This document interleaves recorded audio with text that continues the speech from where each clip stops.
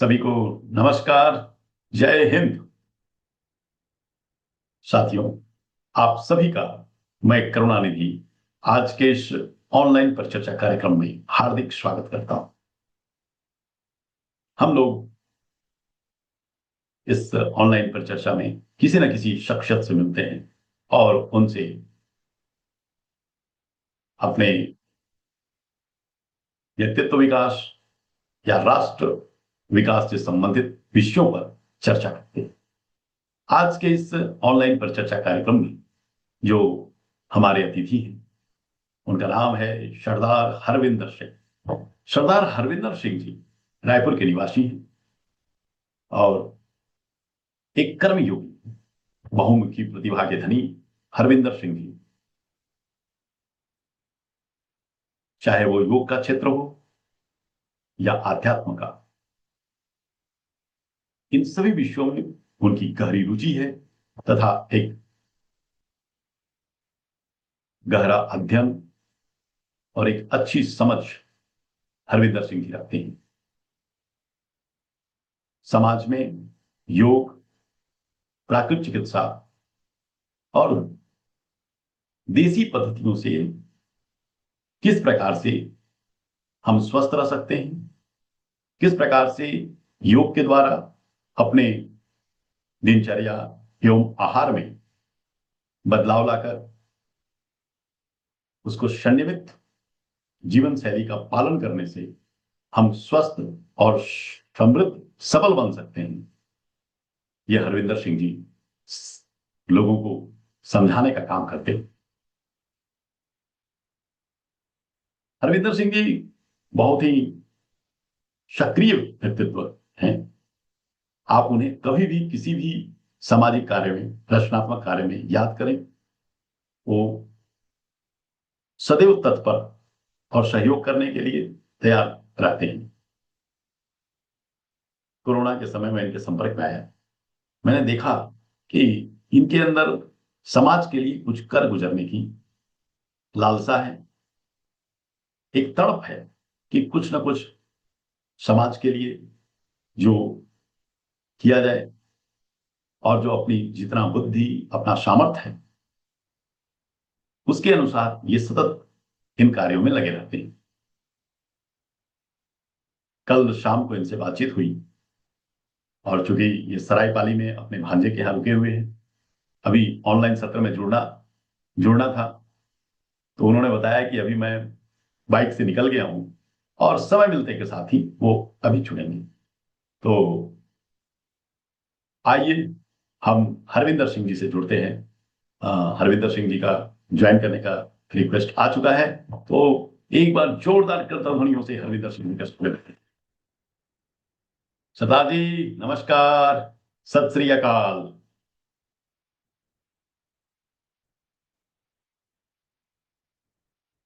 अच्छा दिख रहा है। ये आंगनबाड़ी केंद्र सैकड़ा दिखाना।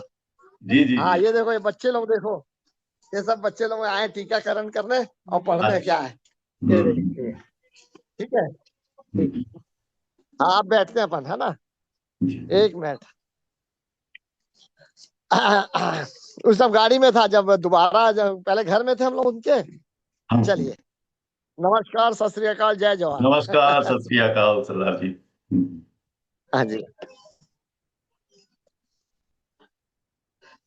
देखिए आज का जो परिवेश है ना, इजाजत हो तो मैं उसका बयान करना चाह रहा हूँ। आपने जो दो शब्द बोले हैं बोलने के लिए। हाँ देखिए अभी बिल्कुल बिल्कुल। परिवेश ऐसा चल रहा है पूरे वर्ल्ड में। हाँ जी, पूरे वर्ल्ड में आवाज आ रही ना।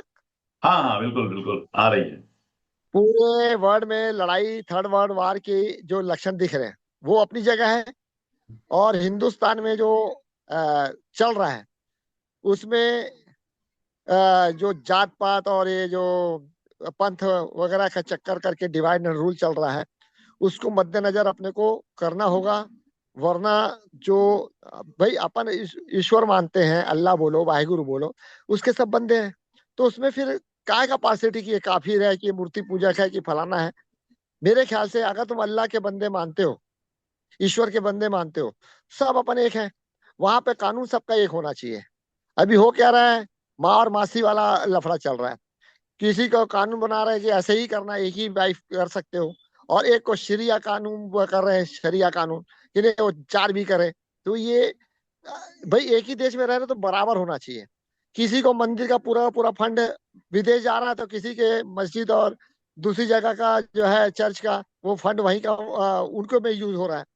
गुरुकुल का नाम लाया जा रहा है।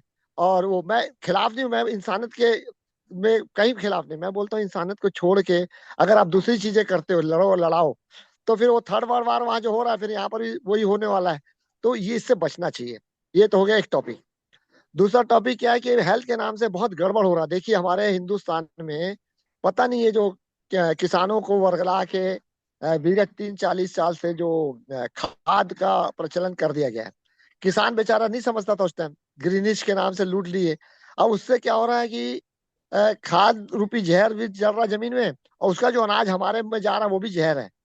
तो वो हमारे में जाने से क्या हो रहा है कि हमारी जो घर की वाइफ है, बहनें हैं, बेटियां हैं, है ना, माँ हैं, इनके साथ में जो बच्चों को फीडिंग के टाइम में जो फीडिंग देना है उसमें भी यूरिया आ रहा है। उसका ये प्रत्यक्ष प्रमाण आ रहा है कि आज आर्टिज्म करके एक बीमारी छोटे छोटे बच्चों को हो रही है। बताओ, उनका ब्रेन काम नहीं कर रहा। ठीक है, मोबाइल का भी असर है, मैं नहीं बोलता हूँ नहीं है, लेकिन ये मोबाइल से भी खतरनाक है। जो अंदर बच्चे के जा रहा है तो ना उसकी प्रोग्रेस हो रही है, या तो एकदम मोटा हो जाता है या एकदम गिड्डा रह जा रहा है।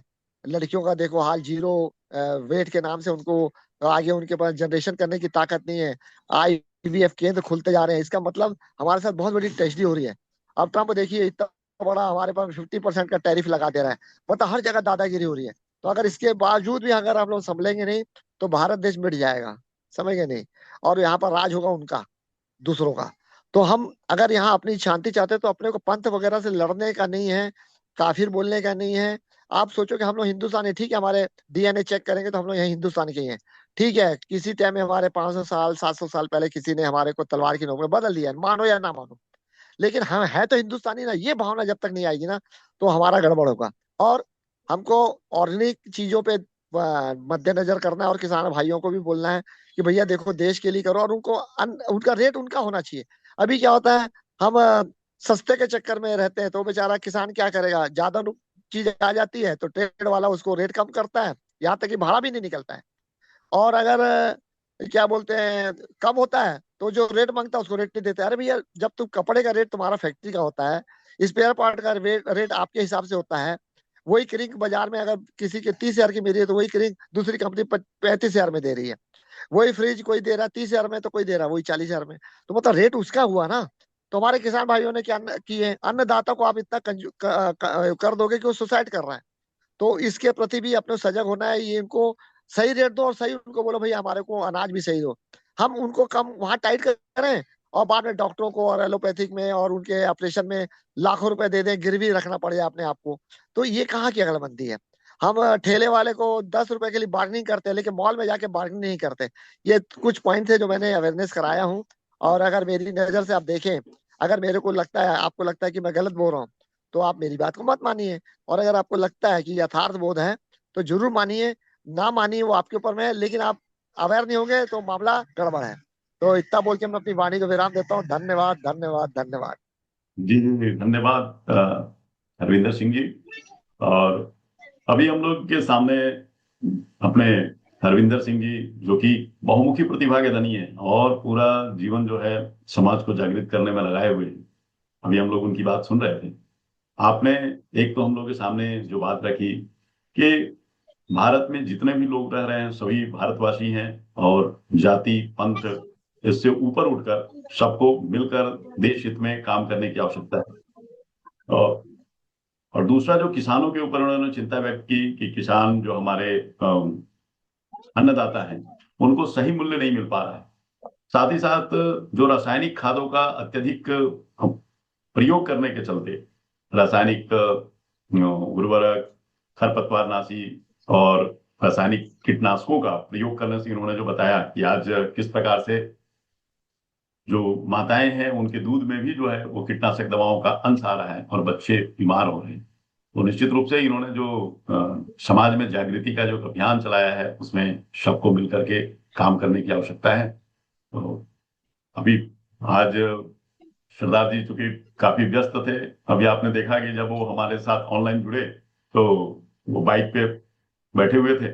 उसके बाद यहाँ आंगनबाड़ी के बच्चों को भी दिखाया, टीकाकरण का काम चल रहा है, वहां से आप लाइव हुए और जुड़े। तो और एक बात, जब से मैं इनसे जुड़ा हूं मैं देखता हूं इनकी एक तो समय के प्रति जो प्रतिबद्धता है, जो इन्होंने बोल दिया अपने वाणी और समय, उसके एकदम पक्के। तो और सरदार जी की जो सक्रियता है, मैं देखता हूँ कि चाहे कैसी भी स्थिति हो उसमें ये सदैव तत्पर रहते हैं। और यदि अगर किसी काम के लिए आपने जनहित के लिए उनको आवाज लगाया तो आप कभी निराश नहीं होंगे, ये आपके साथ रहते हैं सदैव। तो इस प्रकार से हम लोग चाहते हैं कि एक सीरीज के रूप में इनके साथ एक चर्चा का जो इनके अनुभव है, जो इनका ज्ञान है, उसका लाभ और लोगों को भी मिले, तो इसकी प्रारंभ आज से हम लोग कर रहे हैं। तो सरदार जी, आज से हम लोग आज प्रारंभ हो गया है अपने इस सत्र का। हाँ। हाँ जी, जैसी आपकी मेहरबानी, जैसे आपका हुक्म, ये तो ईश्वर करा रहा है आपसे भी मेरे से भी जनहित में। और हमारा मेन मकसद है, आए इस संसार में कुछ पर्पस लेके आए हैं। मर गए खा पी के क्या मतलब, कुत्ते भेड़े टाइप हो गए। अरे इंसान बन के आए तो इंसानियत का फैला के जाए, खुशबू फैला के जाए। मरना तो एक दिन है, तो मरने से क्या डरना, मरने से पहले कम से कुआं बावड़ी धर्मशाला है वो खोल। अगर हमारे पास उतनी पूंजी नहीं तो कम से कम अच्छी चीज का तो खुशबू फैला सके।